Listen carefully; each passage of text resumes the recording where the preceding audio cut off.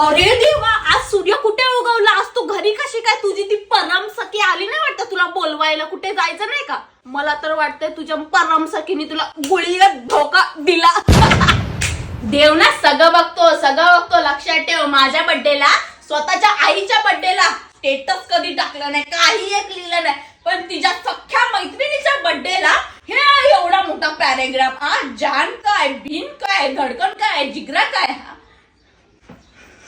बरोबर बेटा, बरोबर. सगळ्यांचा हिशोब इथेच होतो. इज बॅक, कळलं का? म्हणून सांगते, आईशी मैत्री कर, ती कधी धोका देत नाही.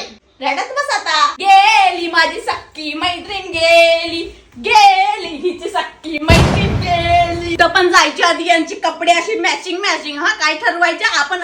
ट्रान्स. हा तेच त्या ट्विन्स. आता कसं, आता ट्विन्स झालं का तुमचं? ट्विन्स असं गोळीगत मोडलं. त्या भटक भवानीचा एक फोन आला का आमची मॅडम लगे अशी तुरू जायची. का आता काय झालं? आता कुठे गेला फोन, मेसेज, टुक कुठे गेलं? चुलीत गेलं सगळं. घरात अजिबात रडायचं नाही, तर मी तुला असं मरीन ना. बघ, आई सांगत होती ओरडून का ही मैत्रिणी वगैरे काही नसतं बेटा, पण नाही आई, ती माझी जीवलग मैत्रीण, एकदम जीवलग. काय झालं? तिने जीव घेतला तुझा जीव? सांगत होते नको मैत्री करू, पण नाही आई ती माझी सखी आहे, सखी. काय झालं मग तुझ्या सखीचं? कसं काय तिने तुला सख्खी बनून?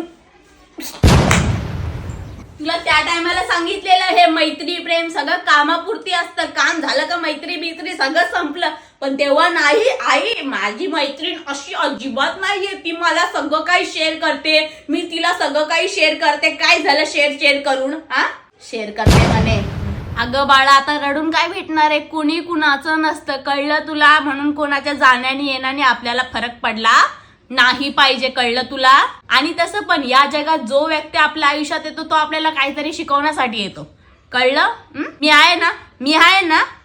मी तुझी बेस्ट फ्रेंड आहे असं समज मला. तू समज का मी आहे. इकडे चल लवकर ये.